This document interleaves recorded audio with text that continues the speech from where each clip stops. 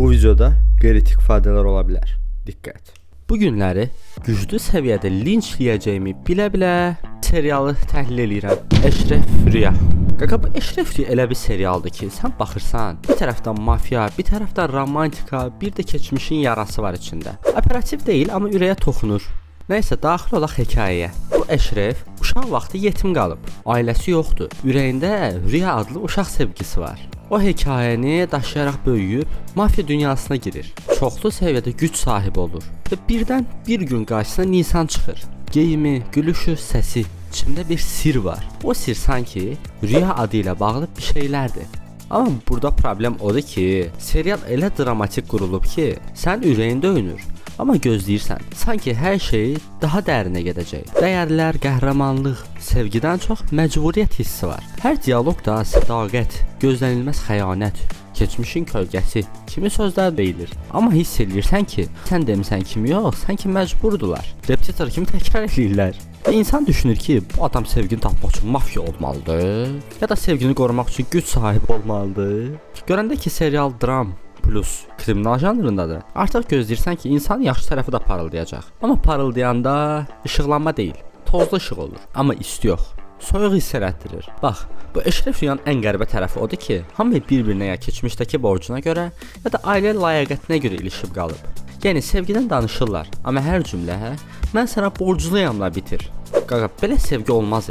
Bu işə kredit müqaviləsinə girir. Əşrəf elə davranır ki, sanki hər səhər mafya toplantısına yox, ruh dərinliyi seminarına gedir. Adamın baxışlarında o qədər yuxusuzluq, o qədər travma var ki, sən baxanda özündən şübhələnirsən. Bəlkə mən də kimsə vurmuşam, yadımda qalmayıb. Rüya isə çox ayrı bir dünya. Qız həm safdır, həm də biraz sirlidir.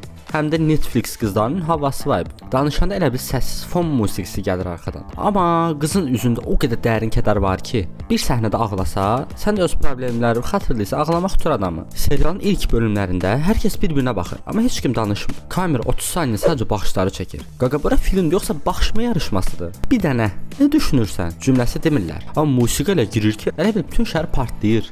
Ən çox boğaza yığılan səhnə odur ki, Əşrəf kimisə xəyanətini öyrənəndə səssizcə başını yana çevirir. Musiqi gəlir, yağış yağır. Bir də kamera fırlanır. Bir də bu hadisələrin içində ata travması var. O qədər vurğulanır ki, sanki Əşrəf bu işlərə baş qoşmayaydı. Psixoloqa getsəydi, hamı ixlas olacaqdı. Amma yox. Elə bil bizdə bir ya psixoloq yoxdur, ya da o mafya ilə işləyir. Serialda elə bir his var ki, hər kəs bir şeylər gizlədir. Amma səncə bu qədər sir gizlətmək üçün niyə hamı evdə qapını açıq saxlayır? Yəni birisi girir, çıxır. Sanki Əşrəfin villası yox, xalq qapısıdır. Və ən əsası da odur ki, serial sənə demək istəyir ki, hər kəsin içində bir Əşrəf var. Amma hər kəsin rüyası olmur. Gözəl mesajdır, amma biraz çox sıxırlar. Dostlar, burada videonu saxlayıram. Instagramdan məni takib eləməyi unutmayın. İndidən çox sağ olun. Bəzən sanki sənə deyirlər ki, əgər sən də ağrını hiss eləmirsənsə, deməli serialı anlamamısan. Ay dostlarım, mən ağrını hiss elədim də, amma azca yumor da verin də bu filmə, nəfəs alaq. Çünki bu qədər dərdin içində bir dənə normal şən səhnə yoxdur. İnsan narahat eləyən bir dənə budur. Nəysə, indi keçək işin texniki və sənət tərəfinə. Çünki bu serial ruhunu biraz da orada tapmaq olur. Əvvəlcə rejissor məsələsi. Qardaş, rejissor elə bil dramın içində daha çox dram tapaq deyib özü də yandırıb. Hər kadrda bir duman, bir yavaş hərəkət, bir kamera çevrilsin, üzə fokus olsun havası. Bəli, qəbul edirəm, gözəldir. Amma hər 10 dəqiqədən bir eləsən, effektini itirir də o insan sıxılır. Adam baxır deyir ki, bura Əşrəf Rüyadır ya Rüya görən kamera serialdır. Operativ işinə gəlsək, bax burada biraz sadəlik var. Hər şey eyni tonda, eyni bucaqda. Eyni qız ağlayır, fokus ona, o səhnələr. Yəni texniki baxımdan biraz monotonluq var. Gözəllik istəyiblər, amma nəticə elə bil dram filtri ilə çəkilmiş TikTok videosu kimi çıxır. Ssenariyə gələndə orada vəziyyət qarışıqdır. Biraz da ciddidir. Bir tərəfdə ailə dramı, o birisi tərəfdə keçmişdən qalan cinayət, sonra biraz romantika, biraz mistika, biraz da mən kiməm. Niyə buradayam fəlsəfəsi? Yəni sanki 3 ayrı janrı blender atıblar, qarışdırıblar, adını Əşrəf Rüya qoyublar. Dialoqlar bəzən çox bəhd gedir, amma bilmirəm, mənə təbii gəlmir. Səni sevməkdən qorxmuram, amma səni itirməkdən qorxuram.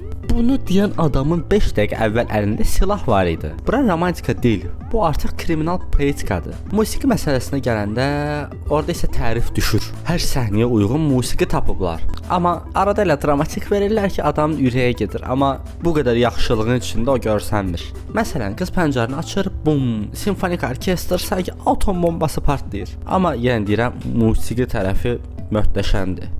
Toz üstündən yeşil yapraq. Montajda da bir qəribəlik var. Hər səhnə biraz çox uzun saxlanılır. Yəni elə bil biraz daha vaxt uzatmaq üçün işləyirlər.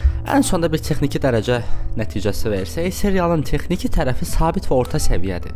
Bədii olaraq o qədər dramatikləşdiriblər ki, sən bir dəqiqə sonra nəsə partlayacaq kimi hiss edirsən. Halbuki partlayan şey Eşrefin səssizliyi olur. Amma Eşrefin dərinliyinə düşəndə birinci baxışdan sadəcə bir dram serialı kimi görünür. Amma alt qatında çox ciddi psixoloji çarpışma var. Eşref obrazı əslində travma ilə yaşayan bir insanın simvoludur. O həm öz keçmişinin qurbanı, həm də onunla mübarizə aparan tərəfdir. Eşrefin hər baxışında, hər səssizliyində bir keçmişin günah yükü var. O danışmır. Çünki danışsa, içindəki fırtına hamını dağıdacaq. Rüya isə tam əksidir. O Eşrefin içində bastırılmış ümiddir. Serialın adı Eşref Rüya olanda əslində bu iki söz bir-birini tamamlayır. Biri reallıq, biri isə arzu, biri ağrı, biri təsəlli. Rejissorumuz burada bizim üçün bu sualı qoyur. İnsan öz travmasından qurtula bilərmi? Yoxsa sadəcə onunla yaşamağa öyrəşməliyik? Eşref bu sualın canlı nümunəsidir. O hər dəfə xilas olmaq istəyəndə keçmiş qapını döyür. Bir psixoloji paradoks yaranır ki, baxan adam özü də sual verir. Mən Eşref kimiyəm, yoxsa rüya? Serial boyunca bir xətt var. Susmaq və danışmaq arasında. İnsan susduqca içində böyüyür, danışdıqca azalır. Amma Eşref nə susa bilir, nə də danışa.